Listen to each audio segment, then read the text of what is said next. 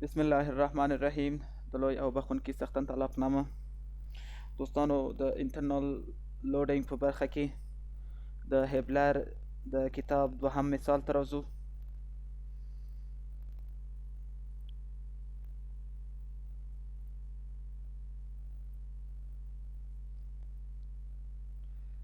ښه، لاړ به شو د دې د مثال دغه به دلته ووایو. دلته ویلي وای که چیرې دا انجن 1500 کیلوګرامه وزن ولري او دا په دې بوم باندې وای که چیرې دا ځوړند اوسیږي، سسپینډ اوسیږي، نو تاسو د ای په نقطه کې په دې ځای کې وای تاسو دغه لاسته راوړئ یا انټرنل لوډینګ لاسته راوړئ. نو لاړ به شو د مثال د حل کولو لپاره.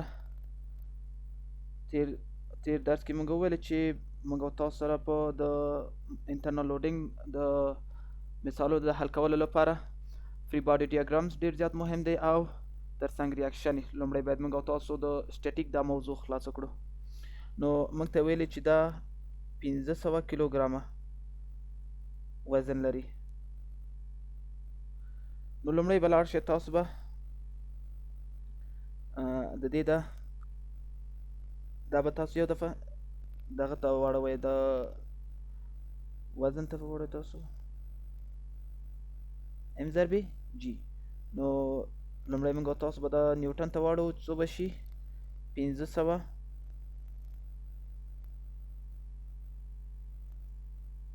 ضربې 9.1.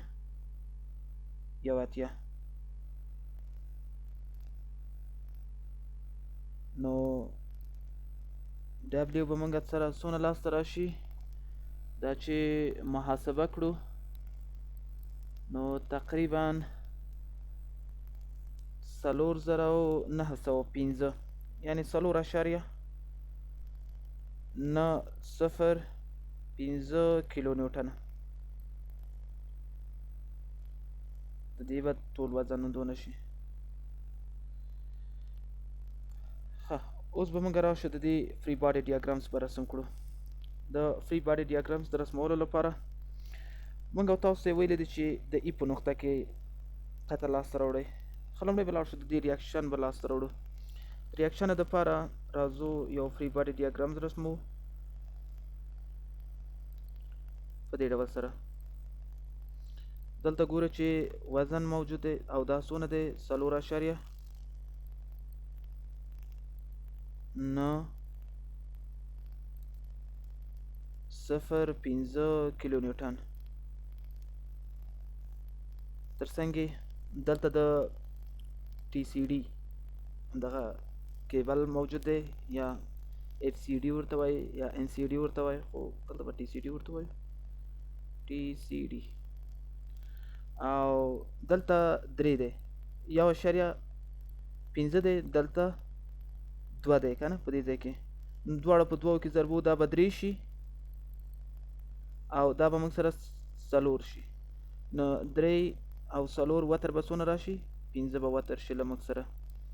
نو دلته به راشو، دلته مثلث ورته رسم کړو، دا موږ سره 3 شي، دا به 4 شي او دا به موږ سره 15 شي. څنګه چې ګورو دلته پن اتکا ده، په پن اتکا کې له موږ سره 2 دانې ریاکشن وي، یو به افقي وي او یو به هم موږ سره د دې عمودي اوسیږي. نو افقي هم موږ سره ریاکشن جوړوي، عمودي هم جوړوي. فرض مثال دا عمودي ته موږ تاسو که چیرې تاسو ورته جهت ورکړئ هم مشکل نشته، خو بیا وروسته موږ تاسو کولی شو فقط جهت بیا ورته دغه کوو که چیرې مخالف راغی د دې سره. نو لاړ به شو دې ته موږ ای وای وایو چون د ای په نقطه کې ده، او دې ته موږ تاسو ای ایکس وایو په دې ډول سره. دلته چې څنګه ګورو ورته 2 ډوله مرکبې تشکیلیږي، یو د افق لپاره او یو هم د عمود لپاره. د افق ټي سی ډي ساین به ترې نه ونیسي. اوس دلته ظل مقابل پر وتر یعنې 3 پر 15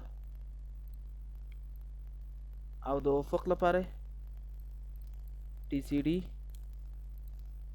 ضرب 4 پر 15 په دې ډول سره. نو دلته به راشو، دا به هم لږ کوچنی ولیکو.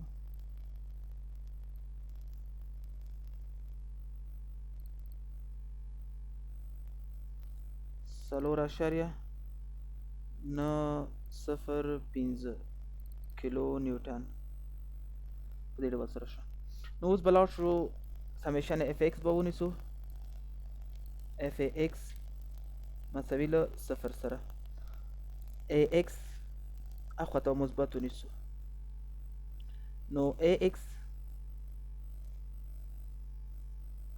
البته دا هم مثبت ده. ای ایکس او بله مرکبې ته که چیرې موږ تاسو وګورو نو دا موجوده ده موږ سره منفي ټي سی ډي چې همده خواته دوران تر سره کوي ټي سی ډي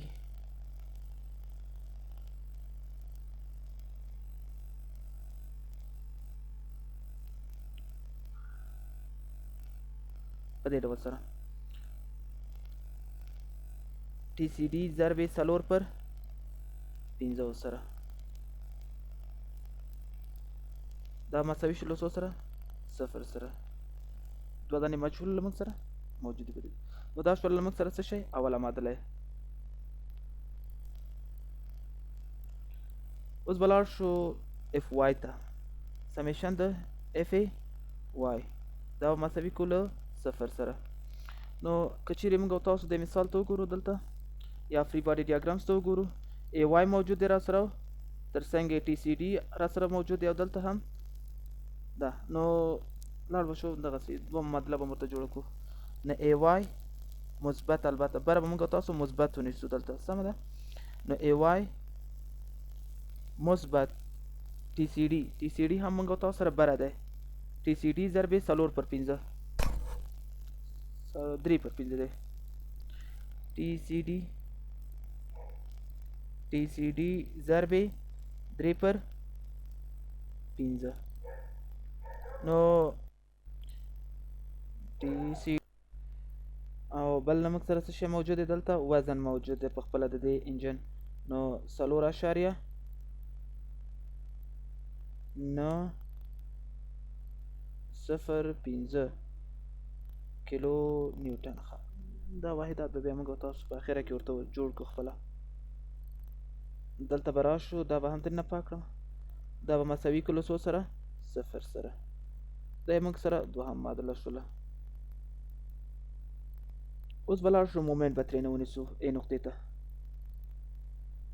نو سمیشن د مومنټ د ای نقطې ته دا مساوي له 0 سره کومه. نو چې د ای نقطې ته دلته مومنټ ونیسمه موږ سره دا د افق دا مرکبه هم دغه کېږي مومنټ نشي تشکیلولی، دا هم نشي تشکیلولی، یوازې او یوازې دغه او دا موږ تاسو سره مومنټ تشکیلوي. نو ټي سی ډي البته مثبت د خواته به دوران زه ورته منفي ورکړم. نو هلته چې موږ تاسو ورته وګورو دا عمودي مرکبه موږ تاسو سره مثبت مومنټ جوړوي چون د خواته دوران در سره کوي. نو ټي سی ډي ضرب 3 پر 15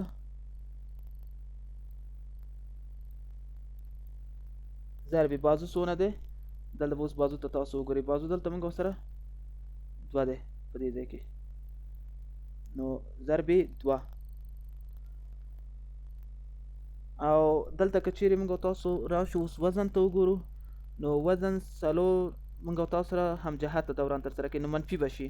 او دلته بازو څونه دی 3 متره دی، یعنې دې ځای نه شروع تر دې ځای پورې بازو موږ سره 3 متره راځي. نو منفي 4.905 ضرب 3 دا مساوي شي له 0 سره. اوس به د ټي سی ډي قیمت دلته په دې معادله کې لاس ته راوړو. ټي سی ډي به تقریبا څونه به لاس ته راشي. نو ټي سی ډي چې موږ تاسو اوس محاسبه کوو نو ټي سی ډي به لاسته راشي 12.2 شپږ 2.5 کیلو نیوټن. دا شو. اوس که چیرې موږ راشو دا ټي سی ډي په دې لومړۍ معادله کې وضع کړو دلته، نو اف ایکس او اف وای به هم موږ تاسو سره لاسته راشي. په اف ایکس کې هم وضع کوو، په اف وای کې هم وضع کوو. نو که چیرې زه په اف ایکس کې وضع کړم نو څونه به شي 12 ضرب 10 مساوات نه خواته چې بیا واړوم نو تقریبا اف ایکس به لاسته راشي موږ سره ای ایکس. البته دلته محاسبه کوم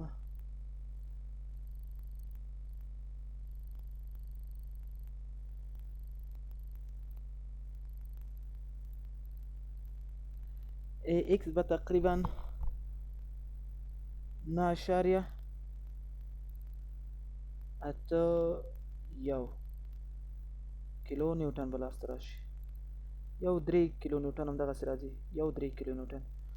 او ای وای به لاسته راشي، ای وای به تقریبا 2 مساوات نو خطه ورته واړوم، ای وای به لاسته راشي تقریبا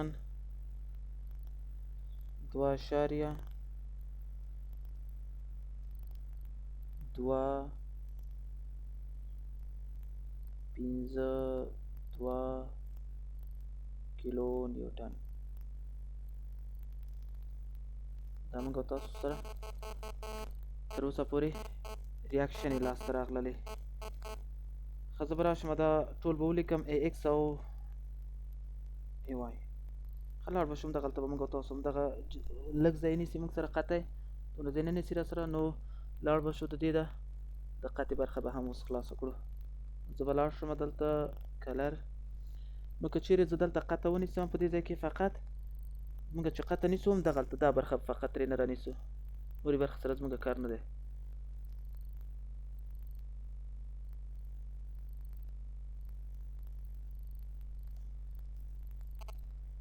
نو کومه برخه به ترې نه نیسم، فقط هم دغه برخه، دا د این نقطې نه خواته نه دی، دغه برخه فقط زه نظر کې نیسم. نو لاړ به شو فری باډي ډیاګرام به د دې دپاره رسم کړو. یو موږ تاسو سره دلته اف ای ایکس و، دلته هم ای وای و، سمه ده. نو لاړ به شو دلته په دې ډول سره، دلته به موږ سره ای ایکس شي، دلته به هم ای وای شي، سمه ده. نو قطعه مې دې خوا نه ونیوله، چپ طرف ته مې وویله. په تېره ویډیو کې موږ دغه ټول بیان د دې په اړه باندې ورکړی و. نو نارمل به موږ تاسو سره کوم خواته راشي، نارمل به د باندې شي، دا به ان سی شي، او دلته به وی سی م لاسته راشي، دا به وی سی شي، او چپ طرف ته مو قطع نیولې دی، نو دوران به هم چپ طرف ته ورته ورکوي، دا به موږ سره ام ای سی شي. ښه اوس به لاړ شو د ای ایکس او د ای وای قیمتونه. ای ایکس موږ تاسو سره 9.81 کیلو نیوټن، او دا بل یې موږ سره لاسته راغی د ای وای، نو 2 تقریبا 2.2 شپږ د زما په خیال 2.52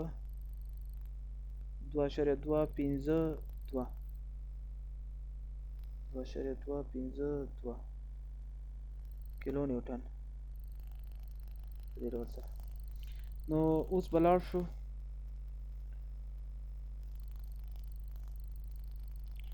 د دې لپاره به سمیشن د اف ایکس نارمل فورس به پیدا کړو مساوي له 0 سره. څنګه چې ګورو دلته نارمل فورس موږ تاسو اخوا ته مثبت نیسو، نو ان د سی ان سی هم مثبت طرف ته دی، او مثبت دا هم د خواته دی مثبت 9.1 کیلو نیوټن سره مساوي له 0 سره. نو انیسي به څونه لاسته راشي؟ انیسي به شي منفي 9.1 کیلو نیوټن. دا شلو نارمل فورس. اوس به لاړ شو اف وای به لاسته راوړو شیر دپاره. بره به یې مثبت ونیسو مساوي له 0 سره. نو دلته موږ او تاسو ګورو چې شیر د ای وای موږ او تاسو سره مثبت دی نو او شیر موږ او تاسو سره لاندې دی منفي وي سي او مثبت 2.252 کیلو نیوټن مساوي له 0 سره. وي سي موږ سره څونه لاسته راشي؟ مثبت به شي 2.252 کیلو نیوټن سره. اوس به لاړ شو بینډینګ مومنټ ته. سمیشن د مومنټ ام سی مساوي له 0 سره. دو خواته موږ تاسې منفي ونیسو. نو اوس به راشو د دې دپاره ام سی ده.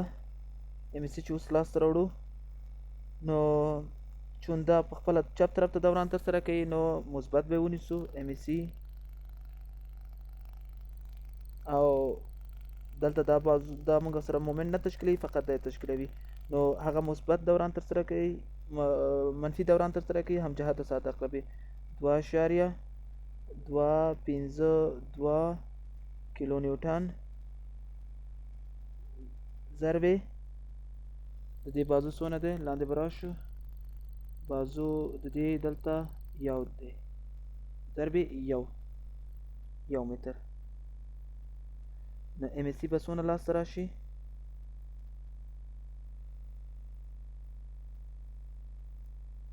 اخواته چې د مساوات نه وړمه نو دا به 2.252 کیلو نیوټن ضربې متر. دا به موږ سره د دې بینډینګ مومنټ شي او دا به موږ سره د شیر فورس شي. نو دا ول موږ سره د هبلر د کتاب د strength of materials د دوهم سوال حل. د دریم سوال د حل کولو لپاره په تمه اوسئ.